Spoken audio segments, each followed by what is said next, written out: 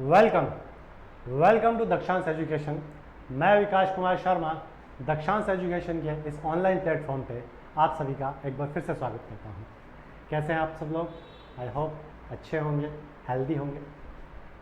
एसेसन and reason का part 1 हम कर चुके हैं और आज मैं आपके लिए लेके आया हूँ एसेसन एंड रीजन का part 2 for class 10th mathematics. तो चलिए शुरू करते हैं हमारा पार्ट 2।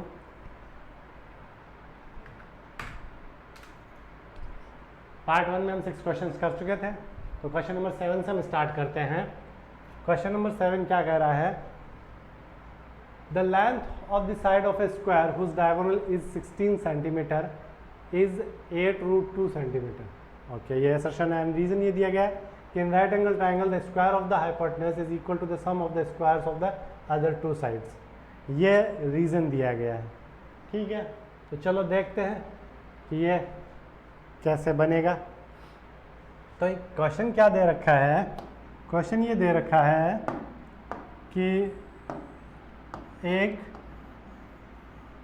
स्क्वायर के डायगोनल की length, if the length of the side of a square whose diagonal is 16, diagonal 16 है, तो ये कह रहा है कि 8√2 होगी आपकी साइड। तो हम चेक कर लेते हैं कि 8√2 के वाले का डायगोनल यही होता है क्या?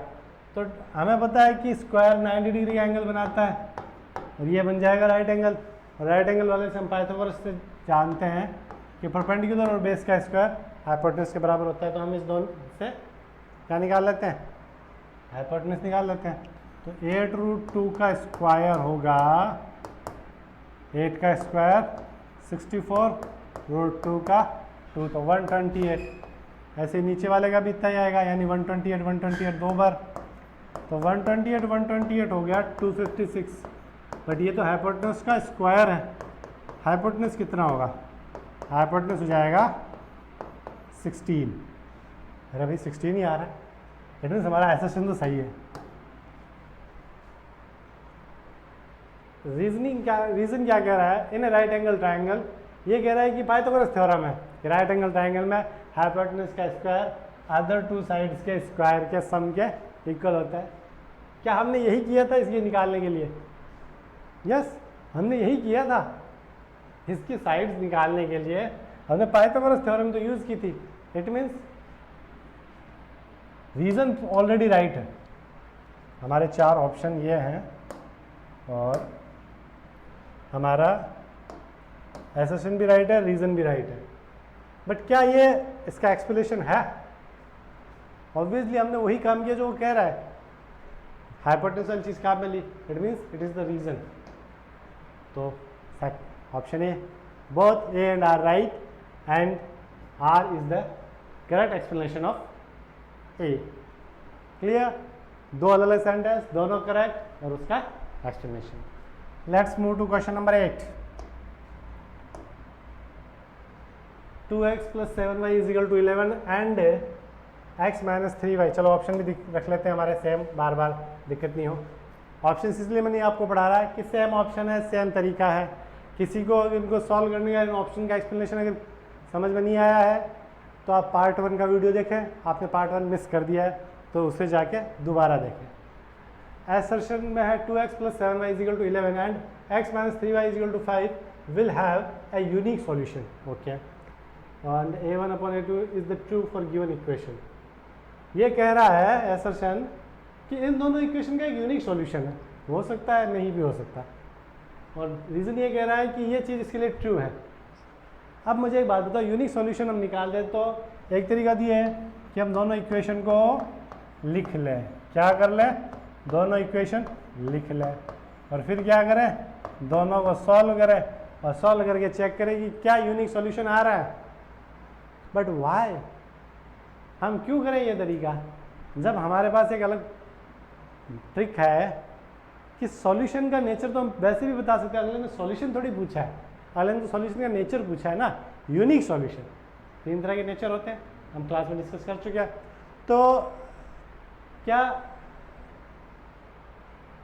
हम इसे सॉल्व किए बिना चेक कर सकते हैं?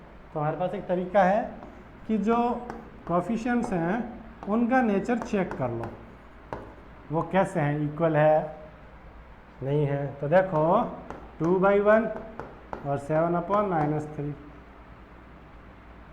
तो ये तो इक्वल नहीं है, यानी इक्वल नहीं है। और हमें पता है यूनिक सॉल्यूशन की कंडीशन ये होती है कि इक्वल नहीं होता।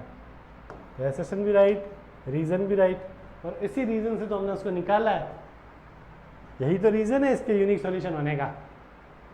कि यूनिक सॉल्यूशन कब होता है? जब a1/a2 does not equal to b1/b2। So our option A will be correct.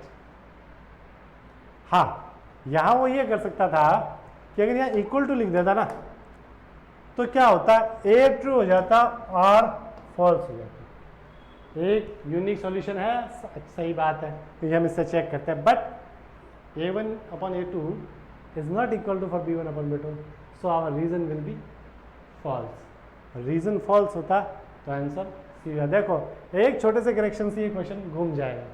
तो हमें क्वेश्चन रट के नहीं है कि हाँ सर ने कैसा यूनिक वाला दिया था उसमें तो यही था, अरे सर ने दिया था उसमें इक्वल टू नहीं था, नॉट इक्वल टू था, यहाँ इक्वल टू आ जाए तो।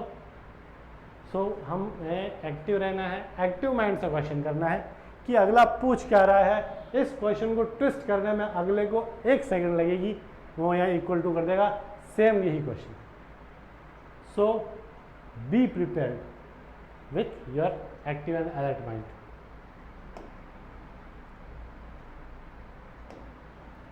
Question number 9. The graph of equations x plus 12y is equal to 4 and 2x plus 4y is equal to 12 will never intersect. ये कह रहा है ये इंटरसेक्ट नहीं करेगा। And the solution of the above equation is unique. और second वाला कह रहा है कि इसका सॉल्यूशन यूनिक है, और वो कह रहा है इंटरसेक्ट नहीं करेगा, नीचे लग रहा है इज यूनिक, यानी दो अलग अलग चीज़ें हैं। इट मीन्स ये इसका एक्सप्लेनेशन तो नहीं होगा। ऑप्शन ए तो मुझे लग गया है कि शायद, फिर भी चेक करें ये ग्राफ इंटरसेक्ट करेगा नहीं करेगा। तो हमें तो ये चेक करना है कि a1/a2 क्या है, तो ये है 1/2, x का 1 यहाँ से 2, और b1/b2 क्या है, तो b1/b2 है हमारा 12/4 यानी 3/1। तो a1/a2 does not equal to b1/b2। यार ये तो यूनिक सॉल्यूशन वाली कंडीशन है, यानी हमारा रीजन तो राइट है। और ये कह रहा है नेवर इंटरसेक्ट। नेवर इंटरसेक्ट तो होता है जब ये दोनों के बीच में इक्वल टू का साइन रहता है। हाँ, वो चाहे इन्फिनिट वाला सॉल्यूशन हो और चाहे नो सॉल्यूशन हो, दोनों में a1/a2 तो इक्वल ही होते हैं। तो यार ये बात तो जमी नहीं, तो इसका मतलब हमारा ए फॉल्स है, और ए फॉल्स इन दो में ही होता है। बट हमारा आर ट्रू है। उस उन दोनों इक्वेशन के लिए उसने कहा for above equation is unique, the solution of above equation is unique. हाँ यूनिक है क्योंकि it is not equal to है। सो आंसर क्या होगा? D. D will be our answer. One more question. Two angles are similar and their corresponding, two triangles are similar, their corresponding angles are equal. Options वही, A are का solution नहीं है दोनों correct है, correct explanation, दोनों correct नहीं है but explanation नहीं है, दोनों फॉल्स, एक फॉल्स दूसरा सही। तो कुल मिला के वो same option but with different question. Two triangles are similar, क्या कहा है कि दो ट्राइंगल सिमिलर है। ठीक है, ये रहे दो ट्राइंगल ले लेते हैं, और ये दोनों क्या है? सिमिलर है। ये मान लो ट्राइंगल 1 है, ये ट्राइंगल 2 है। तो हम ये कह सकते हैं triangle 1 is similar to triangle 2। Okay, their corresponding angles are equal. Similar की हम चीज़ जानते हैं कि उनके एंगल्स इक्वल होते हैं और कॉरेस्पॉन्डिंग साइड्स का रेशियो इक्वल होता है। तो ऑब्वियसली एंगल्स इक्वल है तभी तो वो सिमिलर है। सिमिलर होने की ये कंडीशन यही तो है, ट्रिपल है। एक कंडीशन ये भी तो होती है और ये है, तो कॉरेस्पॉन्डिंग एंगल्स इक्वल भी है, इसी वजह से वो सिमिलर है। और सॉरी, ये सिमिलर है, कॉन्ग्रुएंट नहीं। नीचे इक्वल टू का साइन होगा तो कॉन्ग्रुएंट हो जाएंगे, केवल एक कर्वी लाइन होगी तो सिमिलर होगी। क्या होगा हमारा आंसर? दोनों करेक्ट है भाई, दोनों करेक्ट, दोनों करेक्ट है। और ये इसका सॉल्यूशन क्या एक्सप्लेनेशन है भी।